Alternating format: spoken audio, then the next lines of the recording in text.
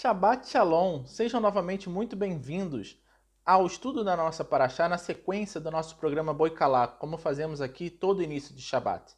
Meu nome é Marco Rodrigues, eu sou da Yeshivat Shuvo Português e é sempre um prazer estar com vocês, principalmente nessa semana. Nessa semana vamos estudar a Parashá Beshalar, a Parashá que também nesse Shabbat nós chamamos de Shabbat Shirah, né? O Shirah significa Shabbat da canção. Mas vamos primeiro. Bechalar, que é a 16ª paraxá do nosso ciclo anual, na nossa sequência. Bechalar significa, é uma das primeiras palavras dessa paraxá que significa quando enviou, ou quando ele enviou, como vai estar aí em algumas bíblias que vocês podem ver, em alguns estudos, algumas porções. Mas por que tem esse nome? Porque lá em Êxodo 13:17, Yehi Bechalar parou et Ha'am. E quando Faraó enviou o povo, os nossos comentaristas dizem que praticamente não foi um enviar simples, foi um praticamente expulsar depois de todas as pragas de tudo que aconteceu no Egito, né?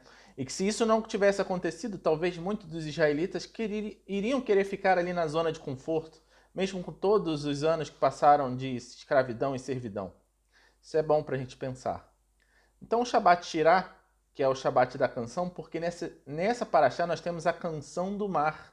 É a canção que Moisés cantou logo depois que fez a travessia do Mar Vermelho, da abertura do Mar Vermelho, né? E Shalar, né, também da mesma raiz da palavra Shaliar. Shaliar, que é um enviado, né? Quando enviou, um enviado, que também é a mesma palavra que nós usamos para os apóstolos, os Shaliar, os emissários. E, muito curiosamente, vamos saber já já sobre um dos grandes emissários, que quiçá o primeiro emissário, né, o primeiro Shaliar que foi enviado por Abraão. Quem será? A canção do mar, ela tem uma importância porque, inclusive, nós já cantamos ela aqui hoje, já fizemos no nosso serviço, Mihamorra, Bailim Madonai, Mihamorra, Nedar Bakodesh, né? Quem é como tu, Adonai, diante dos deuses? Quem é como tu, poderoso em santidade, admirável em louvores e realizando maravilhas, como está nessa parte de Êxodo 15:11? Fazendo um resumo dessa paraxá, né, como nós temos feito aqui toda semana, nós começamos essa paraxá quando houve esse enviar. O faraó expulsou praticamente os israelitas do Egito. E não por um caminho normal, Deus conduziu os israelitas, não por um caminho reto, rápido, fácil, mas conduziu justamente pelo caminho do deserto, né? Na sequência disso, endureceu o coração de Faraó e Faraó mudou de ideia e foi perseguir os israelitas que haviam saído do Egito. Mas aquela passagem que todos nós já devemos ter visto em filmes, seja em desenho animado, seja em filmes clássicos, é a abertura do Mar Vermelho. É o grande milagre que aconteceu. E após isso, como eu falei sobre a canção do mar, Moisés inicia um cântico falando sobre as maravilhas que Deus havia feito até ali. E profeticamente Miriam conduziu também as mulheres nesse mesmo cântico com pandeiros e dança. E depois desse tremendo milagre, depois de ter atravessado o Mar Vermelho, depois de ter júbilo, ter regozijo, o que acontece? Justamente o povo volta a reclamar. Engraçado, né? Quando a gente realmente tá numas situações que a gente parece que tá tudo bem e Deus fez maravilhas na nossa vida o tempo todo e nós voltamos a reclamar mesmo assim. Nós devemos aprender nessa paraxá o que acontece, né? Porque por mais 3 vezes de falta de água, por falta de pão, por falta de água novamente, os israelitas reclamaram com Moisés. Mas na verdade não estavam reclamando de Moisés, estavam reclamando do próprio Deus, como o próprio Moisés falou. E então, o primeiro lugar que eles param, que é Mara, como está no na nossa Bíblia, ou Mará, que vem de mar, que é amargo, porque as águas daquele lugar eram amargas. Houve a primeira reclamação e o primeiro milagre, que foi o milagre de transformar a água que era amarga em uma água potável, uma água que poderíamos beber, uma água doce, né? E logo depois também a reclamação da falta de alimento, e Deus envia o quê? Envia o man, né? Man, por quê? No maná, que nós em hebraico chamamos de man, porque vem justamente da palavra, o que é isso, né? Manhu, o que é isso? Eles não sabiam que o que era aquilo que Deus havia enviado, apesar de Moisés ter falado que era para eles juntarem no cair da noite, depois do orvalho, e ter recolhido para fazer a farinha, para fazer o pão, né? E muito interessante porque nós vemos aí instituído uma primeira forma de instituição do Shabat para aquele povo que havia perdido suas raízes. Justamente quando falou que no sexto dia deveria recolher em dobro esse maná, para que fizesse e não tivesse que sair para recolher no Shabat, no que era o dia de descanso, o dia sagrado. Mas muito interessante que justamente a palavra man é formada pelas letras mem e pela letra nun, que justamente são as duas letras que têm, além de outras, é lógico, mas as duas letras que formam essa palavra, elas têm sua forma normal e sua forma final. Então tem duas formas dessa letra. Então é como se essas letras fossem dobradas, para justamente lembrar-nos de que Deus queria mandar porção dobrada naquele dia para que guardássemos o Shabat. E também tem outros milagres, como as codornizes que são enviadas no final da tarde, né, no início da noite, e eles comiam carne, mais lá na frente vai ter esse mesmo acontecimento, mas não de uma forma muito amigável. E também, no final dessa paraxá, nós temos o quê? Nós temos, justamente quando reclamavam de falta de água novamente com Moisés, lá em Refidim, vem um ataque de Amaleque. E é justamente sobre esse trecho específico que eu gostaria de discorrer um pouquinho, de conversar um pouquinho com vocês hoje, né? E lá em Êxodo 17, de 14 a 16, nós temos justamente essa passagem. Então o Senhor disse a Moisés: escreva isso para a memória num livro e repita-o a Josué, porque eu vou apagar totalmente a memória dos amalequitas da face da terra. E Moisés edificou um altar. Ele deu o nome de Adonai Nissi, ou como está nas nossas Bíblias em português, o Senhor é a minha bandeira. E disse: porque o Senhor jurou, haverá guerra do Senhor contra os amalequitas de geração em geração. Nesse versículo 17, vamos começar um pouquinho de trás para frente para a gente destrinchar um pouquinho muitos segredos que tem nesses 3 versículos. Quando está escrito ali, porque o Senhor jurou, na verdade no hebraico, no original, está escrito a mão sobre o trono de Iá. E muito interessante porque nós vimos o nome de Hashem, o nome impronunciável, na sua forma completa por diversas vezes. E nesse trecho, nesse específico trecho, está mão sobre o trono de Iá, ou seja, jurando sobre o trono, né, com a mão sobre o trono como um juramento, por isso que está nas traduções porque o Senhor jurou, mas Iá na sua forma incompleta. E também trono está numa forma incompleta. Ele está faltando um Aleph.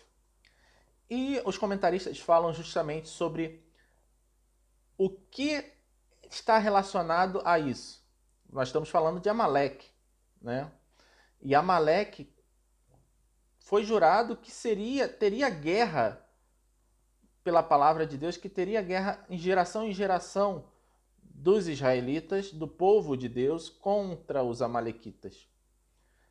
E os comentaristas falam que quando o rei Mashiach vier e quando for tudo destruído e voltar ao seu estado original e Amaleque for destruído completamente, então aí será completado o nome de Hashem, aí será completado o trono, que é realmente o trono quando virá o rei Mashiach habitar a terra, na terra conosco. Então, sobre Amaleque, Amaleque era neto de quem? De Esav, de Esaú. E nós falamos muito sobre, nos episódios anteriores, sobre justamente o que representa Esav, o que representa Esaú, né? Ou por outro nome, por seu nome Edom, que é vermelho, mas que também representa Roma, né? E quando nós falamos sobre esses ataques amalequitas, os ataques amalequitas, quando fala, os comentaristas falam que não é um ataque pura e simplesmente um ataque físico de um outro povo, mas seria também um ataque espiritual, de geração em geração. E nós temos visto por muitos espíritos amalequitas atacando principalmente aqueles que estão começando a despertar, começando a querer entender mais sobre as raízes, sobre as origens da sua fé. Mas, como a própria palavra diz aí no versículo 15, Adonai é a nossa bandeira, Adonai Nissi. Nissi, que na verdade vem da raiz Nes, né? Nes, que significa um estandarte, uma bandeira, mas o mesmo Nes, que também significa um milagre. Então, lá no livro As Boas Novas, segundo a Covid-19, há um capítulo inteiro explicando sobre essa questão da bandeira, do Nes, né? De como isso está relacionado justamente com o início do retorno ou do aprendizado daqueles que hoje estão nesse mundo, ou que nós, como nós também estivemos nesse mundo de origem do cristianismo, né? Nós, ao tempo todo, como já falamos aqui, não estamos falando contra a igreja. Nós não estamos falando contra aquelas pessoas que frequentam na igreja. Nós não estamos falando contra pastores. Nós estamos falando como um sistema de uma maneira geral. E justamente essa relação entre o voltar à origem da nossa fé judaica, e como isso deve acontecer nesse relacionamento, tanto com os judeus e com o judaísmo, quanto com a igreja. Rabino Shapira tem um trecho muito interessante, e ele faz essa ligação entre o Senhor, Adonai Nissi, mas ele fala sobre a bandeira lá em Isaías 62:10, que fala: passem pelas portas, preparem um caminho para o povo, aterrem a estrada, tirem as pedras, levantem um estandarte para os povos. Ou seja, ele faz uma relação que essa conexão entre as raízes da fé, elas são levantadas por judeus, têm sido levantadas por judeus que têm divulgado para os povos aquilo que os falta, que é justamente a Torá. Ele até um trecho ele fala que, vou até ler para vocês, frequentemente os cristãos que se conectam às raízes da fé tentam fazer do judaísmo messiânico uma forma de cristianismo com um leve toque de judaísmo. É claro, porém, que a cidade da casa reconstruída de Israel possui um padrão, conhecido como Torá. A cidade possui leis e regulamentos que são exigidos a todos os que desejam construí-la. Está lá na página 265 das Boas Novas, segundo a Covid-19. E essa semana eu queria fazer um pouquinho diferente do estudo que a gente faz semanalmente, porque até tivemos algumas situações um pouco complexas e que a gente já está acostumado, porque eu pessoalmente, minha família e outras pessoas ao meu redor já passaram por esse tipo de ataque, que é justamente como se fosse o espírito de Amaleque, tentando retornar, tentando puxar esses povos de volta para a raiz de Edom, para a raiz de Esav, para a raiz de Esaú. E condenam por muitas vezes ou fazem falsas acusações ao ministério que nós estamos ligados, que é o ministério Havatami, e ao nosso rabino, que é o rabino líder desse ministério, é o rabino Yitzhak Shapira. Nós aqui queríamos deixar claro quais são os pontos, os fundamentos da nossa fé. O que nós defendemos? Quais são aqueles pontos que nós estamos militando para? O que é Havat Ami? O que é Yeshvat Shuvo? Né? Antes de tudo, é importante para você, pastor, líder, pessoas que estão na igreja, que estão nos assistindo, entenderem que o Ministério Havat Ami é um ministério pura e simplesmente educacional, um ministério de alcance, que ele quer fazer justamente essa conexão, essa reconciliação entre judeus e gentios, através de quem? Através de Yeshua, o Rei Mashiach, o Rei Messias. E por isso, muitas vezes, muitas dessas pessoas que não querem largar essas origens, elas se sentem muitas vezes, vamos dizer assim, que estão perdendo o seu poder, como vemos muitas vezes no Brasil, principalmente com essa polarização, a disputa de um lado e de outro, todos lutando por um poder. E tratando muitas vezes o corpo, que são aquelas pessoas, os crentes, como um mero objeto, ou como uma massa de manobra, de eu sigo A, eu sigo B, eu sou de Apolo, né? Como tem em Atos dos Apóstolos. Mas, antes de tudo, eu queria deixar claro o porquê da gente estar vindo falar isso aqui com vocês. É porque recentemente temos sido acusados, o ministério de uma maneira geral, de judaizantes, de falar que queremos chegar nos gentios e queremos que os gentios virem judeus. Isso é uma ignorância, pois justamente nós falamos sobre a questão identitária, da questão da identidade, de uma forma muito séria. E queremos colocar isso para todos vocês de uma forma bem clara e bem objetiva. Como aquelas perguntas clássicas, o gentio ele é obrigado a guardar a Torá? Mas aí eu faço outra pergunta para vocês como uma resposta, como eu tenho aprendido com bons judeus.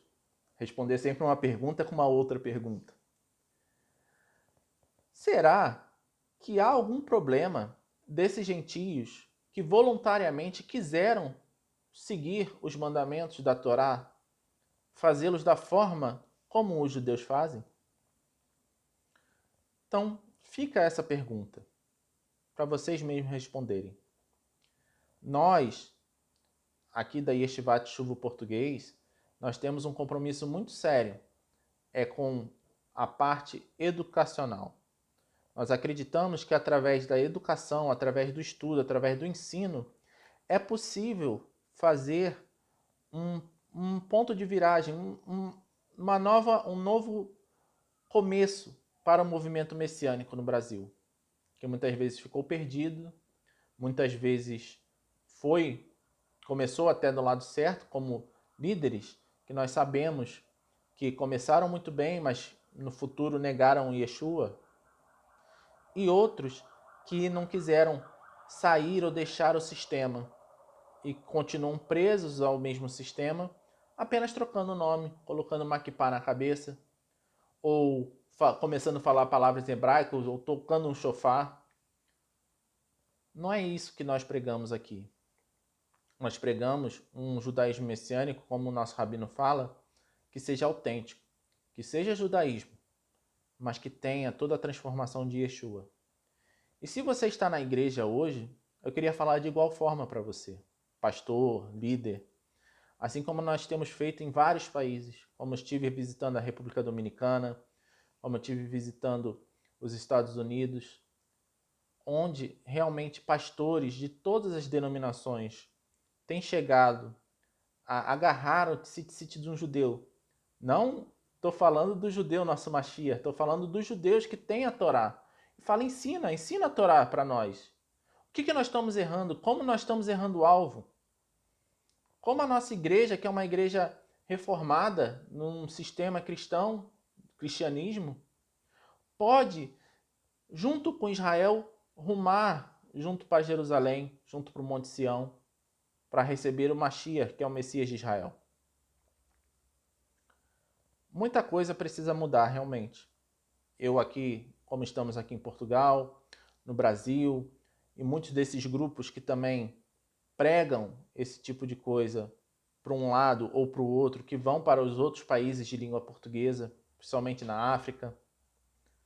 Nós precisamos chegar num ponto de viragem, num ponto de união, num ponto de esclarecer para que viemos e convidar vocês todos para conhecerem mais do nosso ministério, conhecerem mais da Yeshivat Shuvo português, que nós estamos, inclusive, com as inscrições abertas, para que todos vocês façam parte, pastores, líderes, pessoas que têm interesse, não de transformar, muitas vezes as pessoas pensam, a partir de amanhã eu estou aprendendo, vou ter que transformar a minha igreja numa sinagoga. Não, até porque para uma sinagoga você precisa de vários requisitos e muita coisa, não é isso. Nós queremos apenas que o ensino, a palavra da verdade, pautada numa base, que é Yeshua, a Torá viva, e que é Yeshua, a Torá. Não necessariamente você precisa descartar tudo aquilo que você passou até agora. O que você precisa é enxergar com lentes judaicas todas as escrituras. Por isso nós falamos tanto da Torá. Por isso nós falamos tanto de uma forma objetiva sobre os sábios de Israel. Muitos acusam quando falamos a lei oral ou quando falamos da tradição. Mas se não tivesse isso, talvez não soubéssemos muitas das coisas que nós fazemos. Seja você, como é que você vai comemorar Hanukkah? Como é que você vai acender as velas de Shabbat? Como você vai fazer como os judeus fazem? Então, eu gostaria de falar com vocês só de alguns pontos, que inclusive está no verso do nosso Sidur Ahavat Olam, que é um Sidur messiânico de Shabbat, que ele, inclusive, ele fala não uma forma que você pega qualquer Sidur e vai fazer uma oração ou vai fazer um Shaharit, que é um serviço da manhã, que até disso o nosso rabino foi acusado e proibido de fazer numa dessas grandes conferências, de orar como os judeus oram. E nesse Sidur nós temos explicações a cada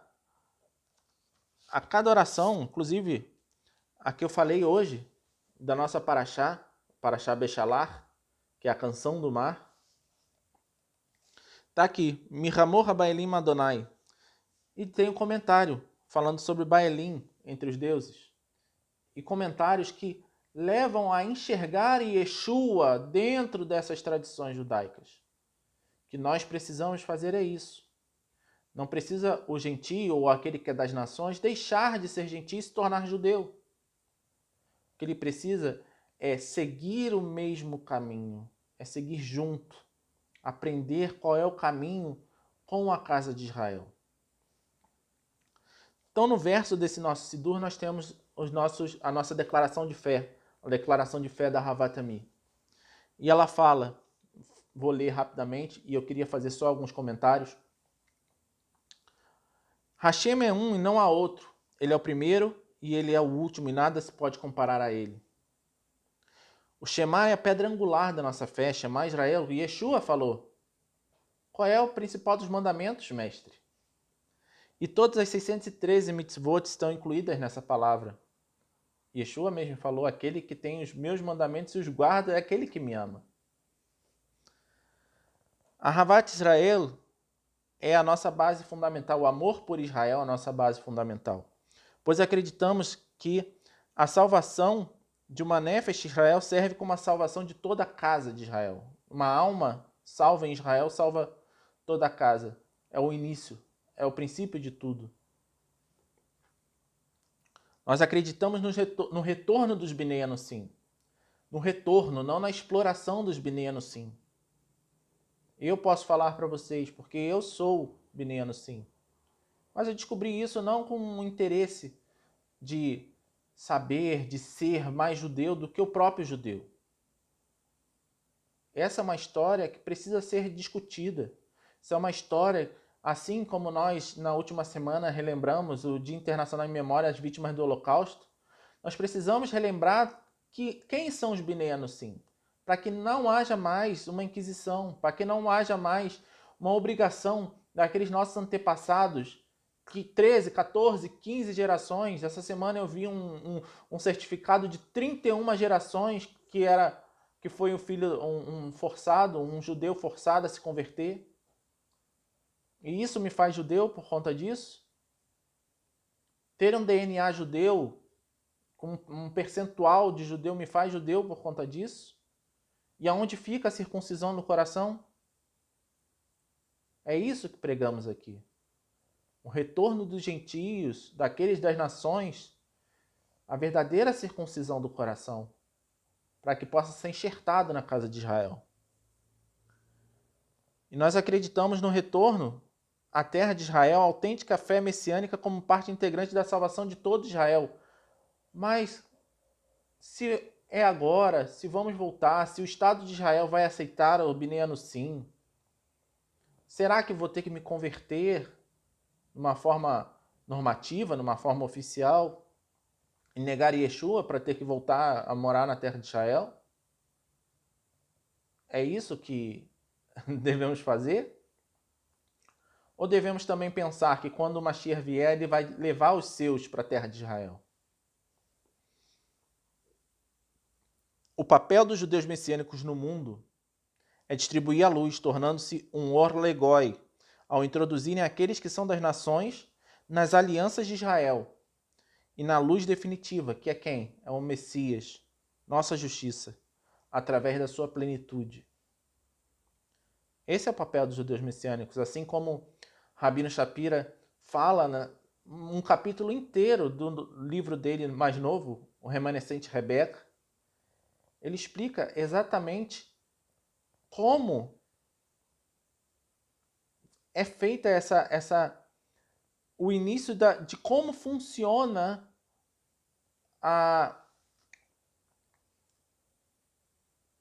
o início dos judeus messiânicos fazerem retornar aqueles que estão nas nações para uma fé autêntica. No primeiro capítulo desse livro, ele inclusive fala, defendendo de uma acusação que fizeram, de que a Torá, a palavra escrita, a forma literal da palavra, ela é superior à interpretação, seja do Midrash, uma interpretação oral. Mas mesmo assim, continuam a acusar de que coloca a lei oral acima. Não, não é assim. E o papel dos judeus messiânicos é ser luz para as nações. Yeshua de Natseret é o Messias prometido de quem Moisés e os profetas de Israel falaram. Isso é importante, porque também falaram que estaríamos nos negando o Mashiach. De maneira nenhuma, nós acreditamos que Yeshua é o Mashiach. E assim, cremos que Yeshua, o Rei Mashiach, vai voltar como Messias Ben Yosef, como Messias Ben David. Já veio como Messias Ben Yosef e voltará como Messias Ben David. O Mashiach representa uma Yeridá, unidade com Israel. E qualquer tentativa de separar Yeshua do povo judeu reflete o antissemitismo. A Torá é a carta de amor de Deus para o povo judeu. Uma ketubá de união até que o céu e a terra passem. A Torá foi dada ao povo judeu. Mas o gentio que voluntariamente aceitou cumprir os mandamentos, usar um talit, pôr o tefilim, orar como eles oram, não são diferentes ou estão sendo judaizantes ou judaizando por causa disso. Os crentes das nações são convidados a participar das alianças de Israel, o que refletirá em seus estilos de vida e compromisso com Hashem, com o Mashiach e com o mundo judaico. Justamente o que eu falei. Acho que essa é autoexplicativa. Não preciso nem explicar. A 10, começando com Avraham, uma masoret oral, um ensino, uma tradição oral, um ensino foi passado, transmitido através de nossos sábios. Como eu falei, muitas vezes, se essa tradição não fosse passada, nós não saberíamos como guardar. Yeshua mesmo guardou muitas das tradições que foi passada oralmente. Hanukkah e muitas outras.